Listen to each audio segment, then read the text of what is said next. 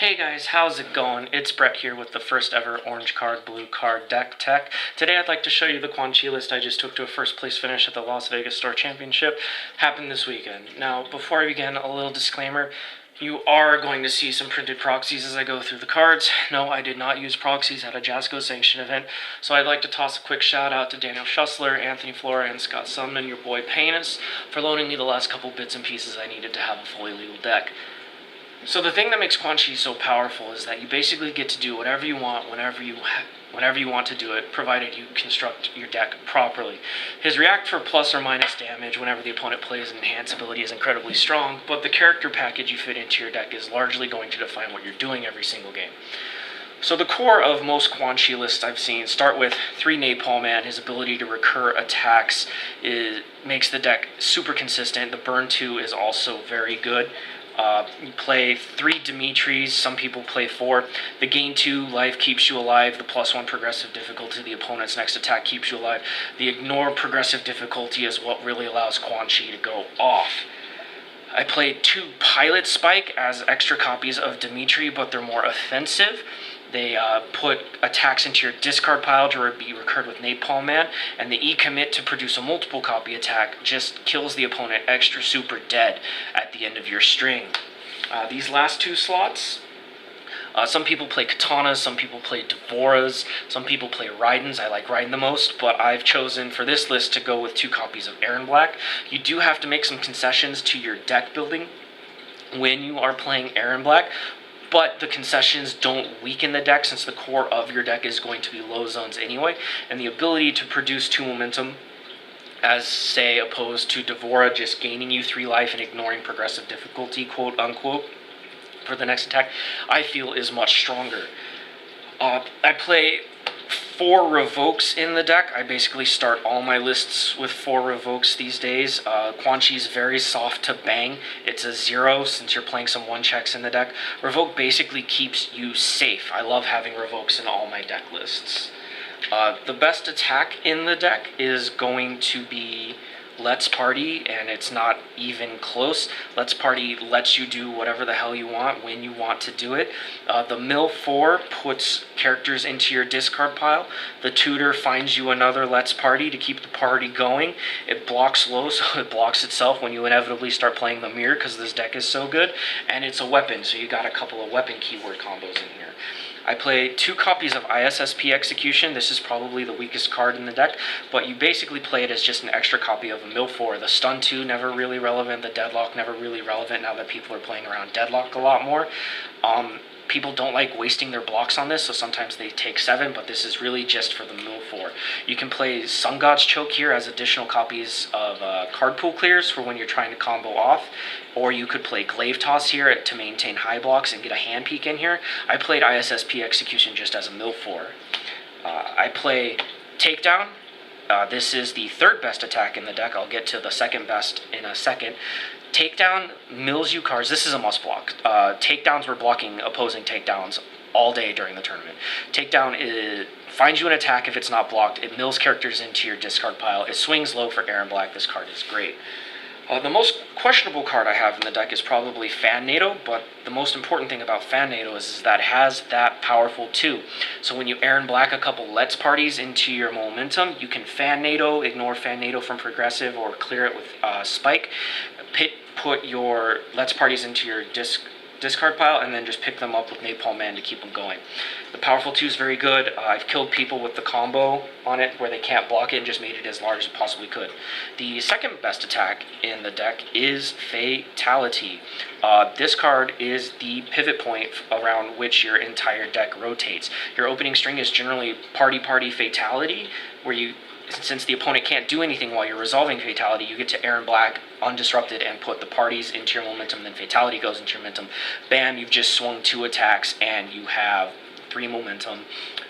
If you need to disrupt them with like Outworld Terrace or anything like that, lead with Fatality. It's going to clear itself from the pool. Use Napalm Man at this point in time to pick up a Let's Party if you're going to kill them. Put Foundations back in their hand. If you need to draw cards uninterrupted, lead with Fatality, draw a bunch of cards, kill the opponent. Fatality is awesome. Play a Singleton Ice Slasher. It discards cards from your hand. It's multiple 3 with Pilot Spike, swings for 16. If you have Last of His Kind active, it swings for 6, 12, 18, 24 instead. It's another bad check, but you definitely want an Ice Slasher in your deck. And then I play Singleton Ilurophobia. It gets speed and damage in this deck because you can leave characters in your discard pile instead of eating them with Quan. It has powerful 2 when you're generating upwards of 3-4 momentum when you're going off.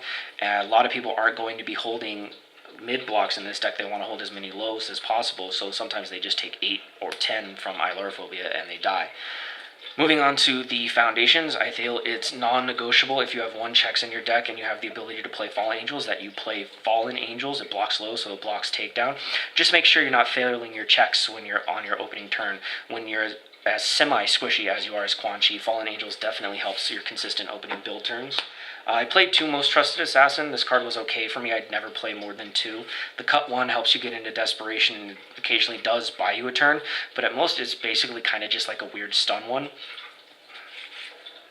Broberg told me to play No Surprises in this deck when I didn't have it, which was an incredible mistake for me. It disrupts Takeda, and it puts character cards in your discard pile with the mill ability. It doesn't have a block, but it does have a 6 check, so just running more 6s in your deck. You have an 8-pack of Draw in the deck with 4 Arranging a Deal and 4 New Empress of Netherrealm. When you are a combo deck, you basically just want to draw as many cards as possible. Losing 3 life is a very real cost, but it gets you into desperation for Arranging Deal. It gets you into desperation for Fan NATO. Gets you into desperation for Last of His Kind. Gets you into desperation for Know Your Objective. Everyone knows what Know Your Objective does. This is kind of just like a safety hinge in case the opponent really goes off, on you. Most of the time you can just Quan Chi react to make their damage negligible, but sometimes you do have to block, so that's why Know Your Objective is in the deck. I never got to play Conquering His Inner Demon in the tournament because I never actually drew it. The theory behind it is once you get into desperation, you basically just pay the rest of your life to really string the opponent out. So instead of playing 8 million attacks in a turn, you can play 16 million attacks in a turn, and the opponent dies even harder than they normally do. Outworld Eris, you really hate seeing opposing High Seas adventures.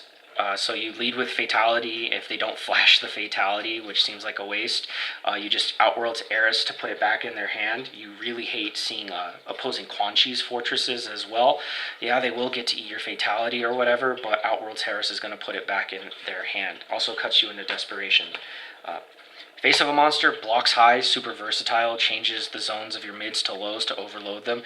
It's also extra speed reduction. I never got to use the Deadlock ability to kill an opponent because nobody goes into Deadlock anymore because the game just is over too fast. Super flexible. I might play 4 in the future just because it's such a great card. Cut 1 for -2 is just super strong, and you don't need to cut 1. Sometimes you just give their attack -1 speed, and that's good enough. Last of His Kind, I loved seeing this card every single time I had it. I love seeing this card. You -4, and then if they try to mitigate that -4, you just make it 0 with Quan Chi. I'd probably play an extra copy of this card. The Desperation E is very easy to get to, and it makes the opponent super dead. Having another Deadlock effect to keep the opponent off of Deadlock is also great. Finally, I play 4 copies of All-Powerful Sorcerer.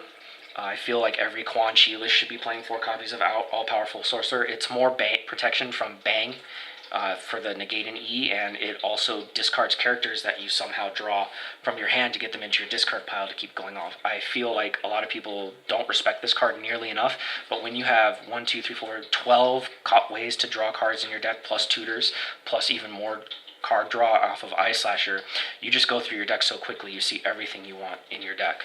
My sideboard for the event was 3 Good and Evils, an Ilurophobia, 2 Section 13 Failed Experiments, and then 2 Novitiates. I had Novitiates because I didn't want to play against Stoneman. Good and Evil is good to bring in when like All-Powerful Sorcerer is not that great. Generally, you have All-Powerful Sorcerer against the Bang deck, so you can just negate Bangs, but some decks have Revokes instead, so you just bring in Good and Evil against Revokes. You're always going to have momentum for it. Ilurophobia was just if they had enough low blocks, you cut a low attack like a Fan NATO for Ilurophobia, so you don't lose that powerful outlet. And then Section 13 was just if the games went really long and you needed extra characters, it gave you another discard outlet from your hand, and it put another character back in your deck. I played against Caldebre playing Sub-Zero, I played against Scott Summoned playing Vega, and I played against Daniel Schussler in the finals playing Shinnok. All of their decks were very good. I only lost one match to Caldebre, lost one round to Caldebre. The other guys I 2-0'd. The deck is very strong, very powerful. You can basically construct Quan Chi however you want. You're going to have fun with it, and you're going to have a very easy time killing people no matter what you choose to do, whether that be Coffee Samba, whether it be a Death Wall, whether you put negative Stolen and you just wall it behind his R. If you want to do powerful things, play Quan Chi. That wraps up this deck building deck tech, the first ever OCBC deck tech. Thanks for tuning in. I'll probably have more of these in the future. Thank you for your time. Have a good day, guys.